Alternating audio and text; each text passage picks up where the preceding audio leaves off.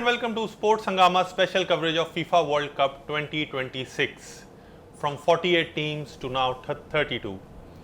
Round of 32 का सिलसिला शुरू होने लगा है. बहुत सारी टीम्स वापस घर जा चुकी हैं और जिन्होंने अच्छा खेला वो आगे क्वालिफाई कर गई हैं. लास्ट ग्रुप फेज में मैचेस में कुछ टीम्स ने अपने स्टार प्लेयर्स को रेस्ट करवाया. मेसी ने जैसे कल रात का मैच नहीं खेला.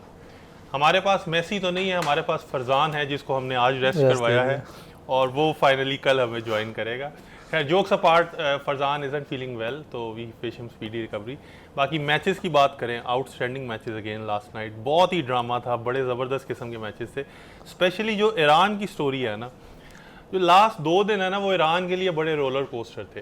पहले उनका अपना मैच और देन अपने मैच के बाद जो कल रात वाला मैच था ऑस्ट्रिया और अल्जेरिया का, जिस पे सबकी नज़रें थी. थोड़ा सा स्टार्ट करते हैं टाइमलाइन में ईरान और इजिप्ट के लास्ट 10 मिनट से. ईरान 1-1 चल रहा है, ईरान को गोल चाहिए. 10 मिनट में उन्होंने कंप्लीट अटैक किए हैं, पोस्ट पे भी मारा और लग रहा था कि गोल हो जाएगा.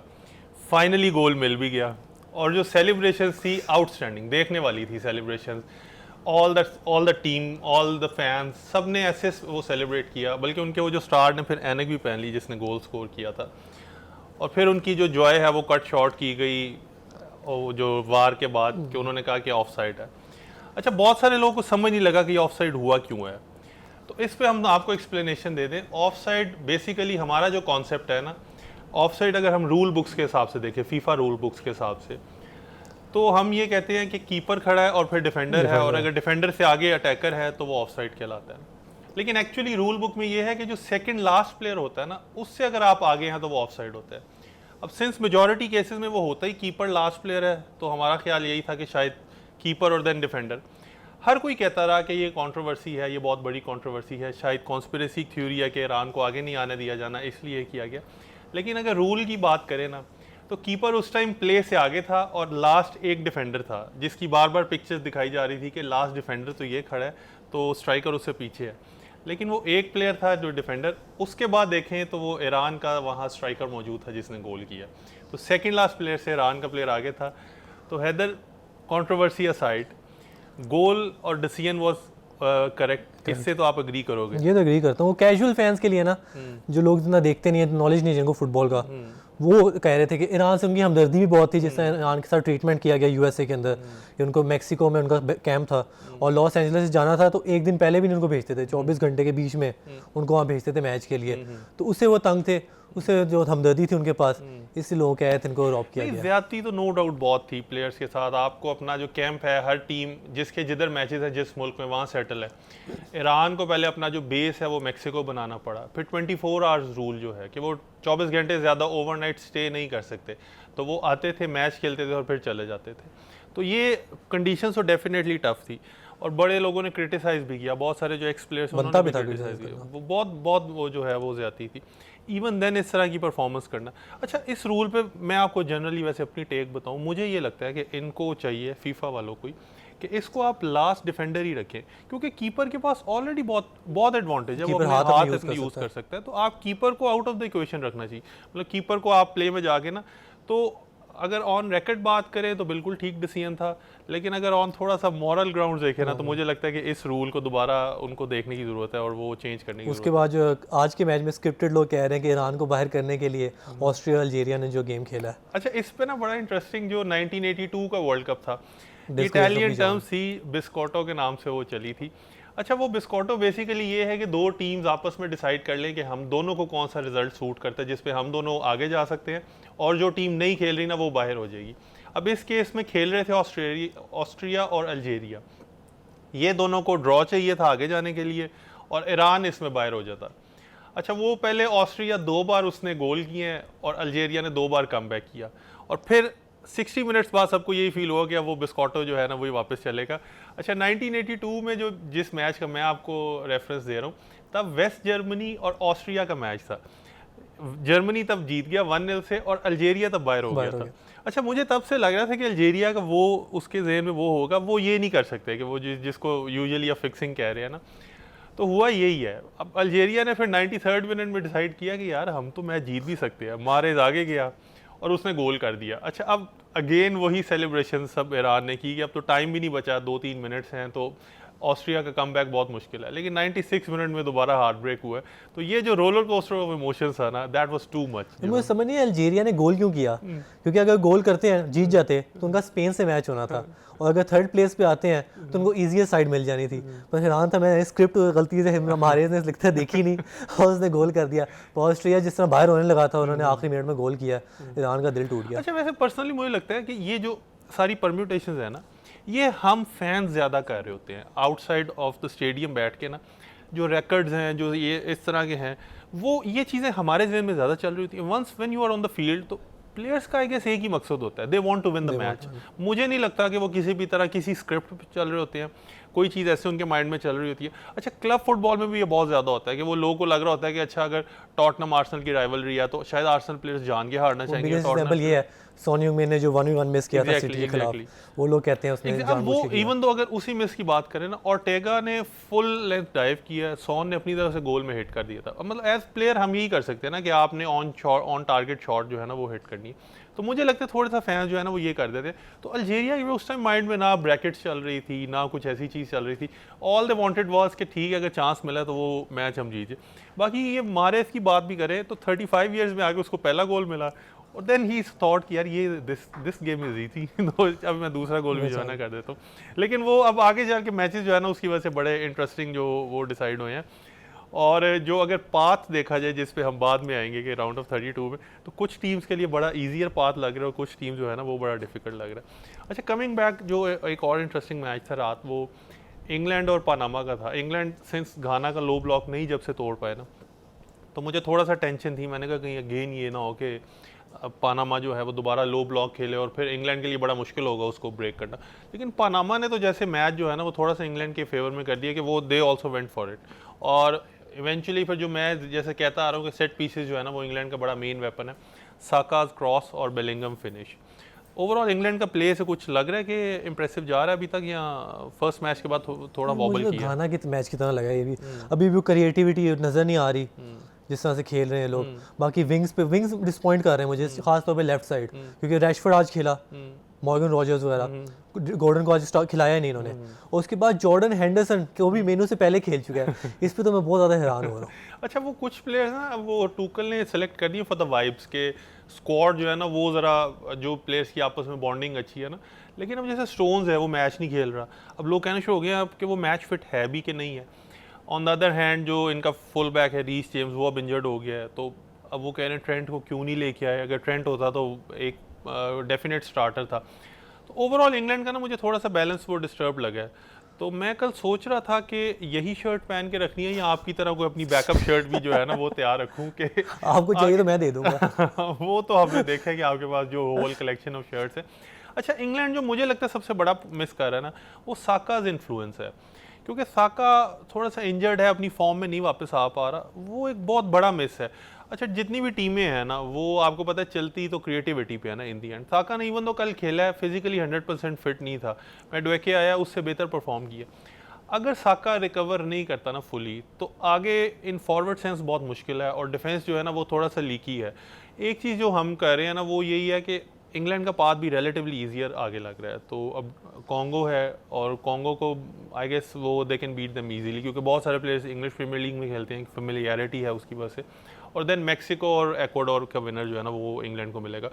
Path is still very easier, और वंस आप सेमीफाइनल में पहुंचे ना फिर तो 2 मैचेस ही है ना जो आपने इजीली विन। कॉन्गो की बात करें, कॉन्गो भी लो ब्लॉक खेल रही टीम है, डिफेंसिवली इतना मतलब उसको मुश्किल नहीं हुई। ग्रुप के अंदर पोर्चुगल का 1-1 गोल खाया, उसमें कोलंबिया के खिलाफ जो था वो भी 1 गोल किया खाया उन्होंने उज़्बेकिस्तान के खिलाफ। बाकी अटैकिंग वाइज भी मुझे डेविड जो योनोविसा है वो अच्छा लग रहा है। उसके बाद जो है, उसके बाद अब इंग्लैंड का आता है राउंड ऑफ 16 मैक्सिको से। अगर आप मैच कहें ना इंग्लैंड के अंदर 10 में से 10 बार इंग्लैंड जीतेगा मैच ये, पर मैक्सिको में है मैच ये। मैक्सिको में अलग फैक्टर आ जाए, जैसे हमने एल्टीट्यूड की बात की, उसके बाद फैंस हैं, मैक्सिको के मैच में तंग हो सकते हैं लोग। अच्छा, मैक्सिको एक्वाडोर दोनों से साउथ अमेरिकन टीम्स ही है ना, दोनों ऑल्टीट्यूड वाले प्रॉब्लम एक वो कर सकते हैं। लेकिन अगर ये अपनी पीछे बैक डिफेंस को थोड़ा सा कवर कर लेना और डिफेंस की वो कर ले, तो आई गेस ये मैच शायद इतना मुश्किल नहीं होगा जितना people are making it out to be. But let's see इनका क्या बनता है। अच्छा, कोलंबिया का बार बार जिक्र आ रहा है। पोर्टुगल कोलंबिया इवन दो था 0-0, लेकिन मैच बहुत इंटरेस्टिंग था।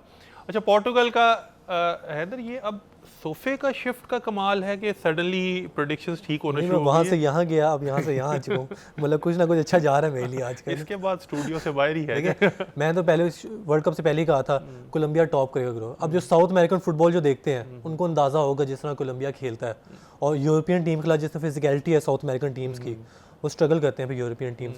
उसके बाद देखें कल पोर्चुगल को विक्ट्री चाहिए थी, और ऐसा लगा था कोलंबिया को विक्ट्री चाहिए जिस तरह से वो खेल रहे हैं, चांसेस वो बना रहे थे, जिस तरह से अटैक कर रहे थे वो, और पीछे डिफेंसिवली वो ख़राब नहीं हो रहे थे, उनकी जगह अपनी बनी हुई थी। जैसे मैंने कहा डिफेंस स्क्वीज़ कर लेते हैं वो लोग, इतनी स्पेसेस नहीं दे रहे होते, वही हुआ कल। उसके बाद रोनाल्डो जो है, फिर रोनाल्डो आई एम बैक। अच्छा, वो कुछ लोग ना पहले कह रहे थे कि रोनाल्डो मेसी को कैच कर सकते हैं कि नहीं। मेसी पे तो हम थोड़ी देर बाद आते हैं ना कि मेसी ने जो कुछ दोबारा रिकॉर्ड ब्रेक किए हैं, तो लेकिन रोनाल्डो तो आई गेस वो फिर जो आपकी स्टार्ट वाली प्रेडिक्शन थी अगेन वो कोलंबिया वाली भी ठीक होती नज़र आ रही है, और रोनाल्डो वाली भी, कि रोनाल्डो सिर्फ उज़्बेकिस्तान के अगेंस्ट गोल करेगा और आगे चल के अब कुछ नहीं करेगा। अच्छा, जो एक और इंटरेस्टिंग फैक्ट था, मैं नंबर ऑफ शॉट्स देखी मैच में 26 थी, तो मुझे लगा बड़ा इवन, चलो 10 पोर्टुगल ने की होंगी, 16 कोलंबिया ने की होंगी। 24 शॉट्स कोलंबिया ने की हैं और 2 शॉट्स पोर्टुगल ने की हैं, तो पोर्टुगल बड़ा सेकंड फिडल वाली टीम लग रही थी। और अब पोर्टुगल के इस रिजल्ट की वजह से वो आगे हैं tougher side of the draw में, मतलब अब आगे चल के उनको फ्रांस के मिलने के बहुत चांसेस हैं, क्रोएशिया अभी, बेल्जियम, एग्जैक्टली, और अभी क्रोएशिया मिल गई है, जिन्होंने क्वालिफाई तो कर लिया लेकिन not looking very impressive. Croatia का मुझे नहीं लग रहा आगे चल के को बहुत ज़्यादा वो कर सकते हैं उसमें जो वो करेंगे। और बाकी अर्जेंटीना कहने को तो डेड रबर था जो उनका जॉर्डन से मैच था, लेकिन मेसी मुझे लग रहा है एक अलग ही मिशन पे है। उसने पहले एक रिकॉर्ड ब्रेक किया है, अब वो मुझे लगता है कि लाता है कि अच्छा नेक्स्ट कौन सा इन लाइन है। अब कल उसने जो मैच कल वाले गोल के बाद, कल उसने फ्री किक पे गोल जो स्कोर किया है, लास्ट 7 कंसेक्यूटिव मैचेस में अर्जेंटीना की तरफ से मेसी ने स्कोर कर दिया है। वर्ल्ड कप में ये रिकॉर्ड बन गया है, जॉस फॉन्टेन का उसने 1958 का रिकॉर्ड जो है ना वो ब्रेक किया है। वो जैसे मैं स्टार्ट से कह रहा हूँ, अब सुपरलेटिव्स तो हमारे पास कम से कम होते जा रहे हैं, तो अब मेसी की परफॉर्मेंस को कैसे डिफाइन करना है। अच्छा, इसमें एक और मैं आपको मज़ेदार बात बताऊँ, मैं कल जब मैच देख रहा था ना, तो जो कमेंटेटर है, अच्छा वो बार बार एक ही पॉइंट कह रहा था, कहता है जब आया ना ये खेलने, कहता है शायद जॉर्डन का कीपर खुद चाहेगा कि मैं एक बॉल अंदर फेंक दूं ताकि मेरा नाम भी हिस्ट्री बुक्स में आ जाए कि जब मेसी ने ये गोल किया था तो आई वाज आल्सो देयर। नहीं, जॉर्डन के कीपर के क्वेश्चनेबल डिसीजंस थे कुछ, जैसे पहले फ्री लो सेल्सो की थी, मतलब वो डिफेंस के वॉल के पीछे चला गया स्टेप लेके और उसने टॉप कॉर्नर मार दिया, वो थोड़ा अजीब लगा कि इसने क्यों इतना किया। और दूसरा गोल जो था वो तो बिल्कुल नहीं होना चाहिए था मेसी, जो मैं मेसी फैन हूँ, पर फ्री किक नहीं स्कोर होनी चाहिए थी जिस तरह वो गया उस तरफ, और वो मिडल ऑफ द गोल थी तकरीबन, फिर भी उसने जॉर्डन ने गोल खा लिया।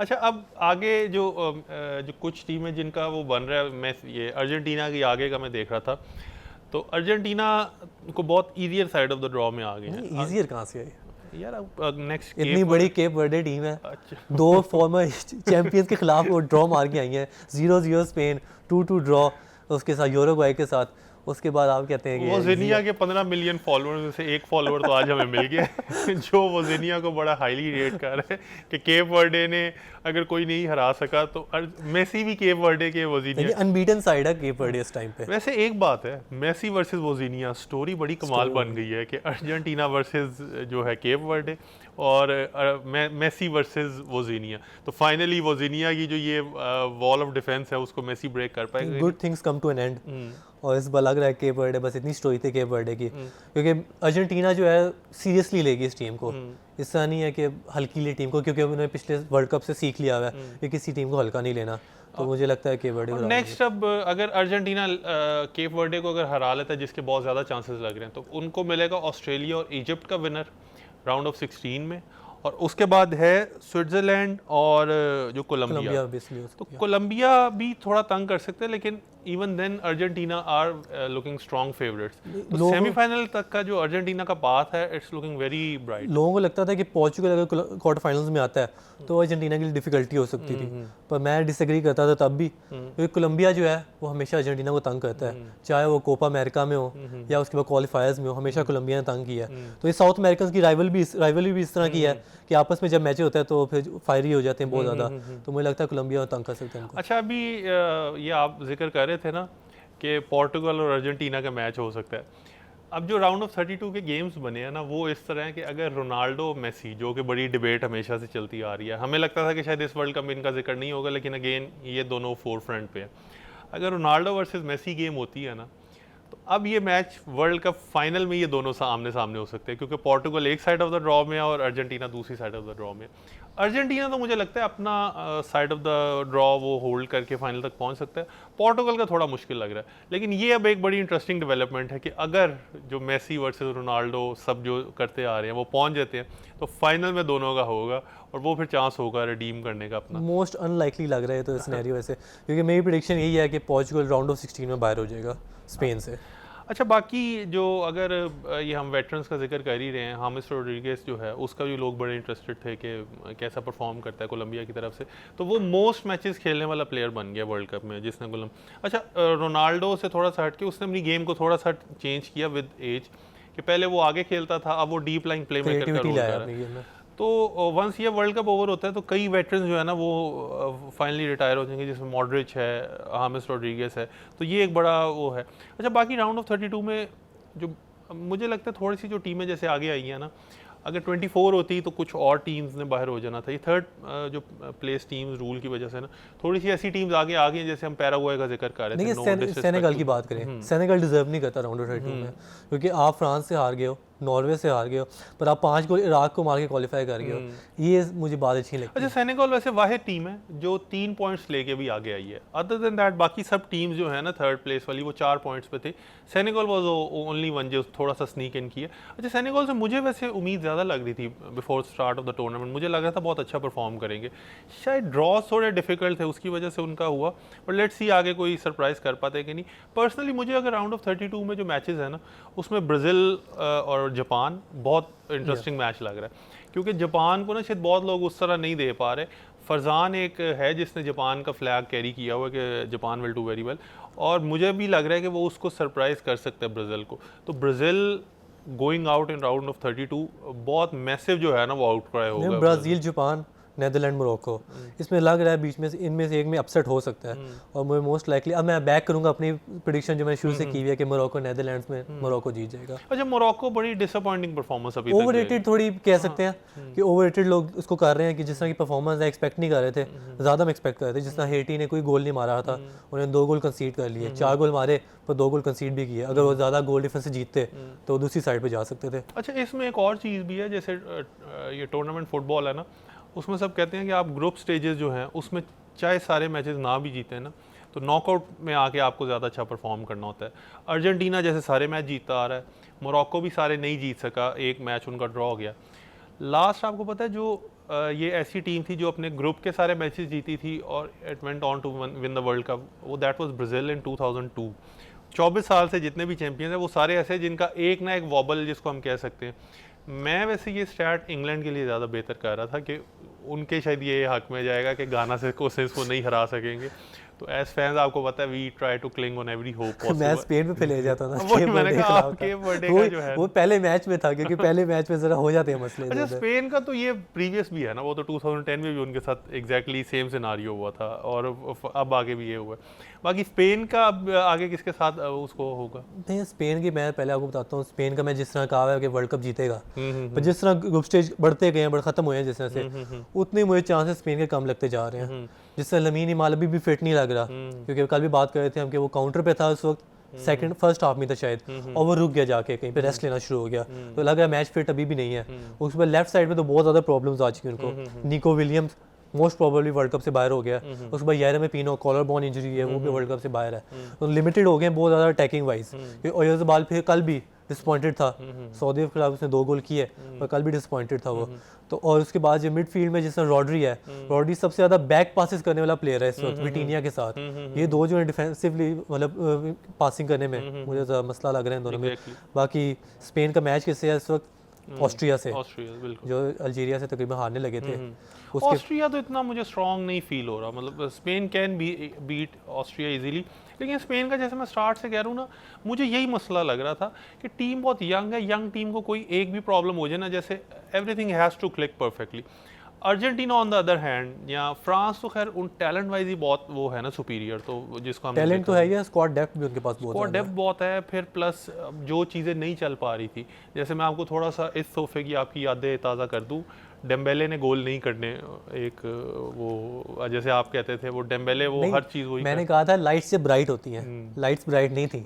नॉर्वे के खिलाफ भी नहीं थी क्योंकि नॉर्वे की बी टीम थी, उन्होंने सारे आउटफील्ड प्लेयर चेंज कर लिए अपने, उसके बाद इराक के गोल, ये तो काउंट थोड़ी होते हैं, फिर ये 4 गोल थोड़ी काउंट होते हैं। Dembele hattrick in the next match, ये अभी आप देख लें, अब सिंस हैदर ने हमें क्या ही दिया तो नहीं, स्वीडन को मैं कभी ना बैक करूँ अब एक दो करके सीख चुका हूँ मैं। 5-1 स्वीडन दोबारा, जो स्वीडन की फेवरेट स्कोर लाइन है ना, चांसेस बहुत ज़्यादा हैं कि वो फ्रांस। अच्छा वैसे मुझे अभी तक की जो है ना वो, अगर हम परफॉर्मेंस वाइज बात करें, अच्छा थोड़ा सा ग्रुप फेज़ में ये होता है कि टीम्स कहती हैं अब जो ग्रुप फेज़ में हमारा पर्पस यही है to come out of the group, उसके बाद जो है टीम्स फिर अपना अब असल जो फॉर्म में आती हैं। जो ग्रुप स्टेज में मोस्ट इंप्रेसिव लग रही है वो अर्जेंटीना, उनको देख के लग रहा है कि वो उनका वाकई सेकंड वर्ल्ड कप टुगेदर है, बहुत ईज़ है, बड़े कामली खेल रहे हैं, एंजॉय कर रहे हैं अपनी फुटबॉल, फिर जो उन्होंने आखिरी गोल भी किया। एक चीज़ है ओपोजिशन उनकी अभी तक उस तरह की टफ नहीं मिली, लेकिन टफ ओपोजिशन तो उनकी सेमीफाइनल तक नहीं है जो हमने डिसाइड कर लिया। केप वर्डे को छोड़ के वोजिनिया के फॉलोअर्स हो सकता है कि अर्जेंटीना वाले मैच के बाद 30 मिलियन तक पहुंचे हो जो अगर वो फिर परफॉर्म कर देता है तो, बट एक और फ्रांस ने तो जिस तरह वो किया है डिसमेंट। अच्छा जर्मनी का ना बहुत लोग कह रहे हैं, तो जर्मनी का एक तो प्रॉब्लम ये है कि उन्हें राउंड ऑफ 16 में मिलनी फ्रांस है प्रोबेबली, तो राउंड ऑफ 16 में फ्रांस को हरा के आगे जाना, क्योंकि जर्मनी का डिफेंस जो है ना वो बड़ा, वो एक्वाडोर ने जिस तरह टेस्ट कर लिया तो आई डोंट थिंक फ्रांस की पेस है ना, जर्मनी की डिफेंस उस तरह नहीं का, जैसे ब्राउन किमिक उस तरह से जो विंगर्स को पकड़ नहीं सकते, अटैकिंग वाइज तो अच्छे हैं वो, बस स्पेस छोड़ते हैं, और एम्बापे वगैरह ओलिसे वगैरह जिस तरह उनको स्पेसेस मिल जाए वो तो फिर करते हैं। तो फ्रांस, अर्जेंटीना, स्पेन का हमें चांसेस लग रहे थे वो, लेकिन वो उस तरह नहीं परफॉर्म कर पाई।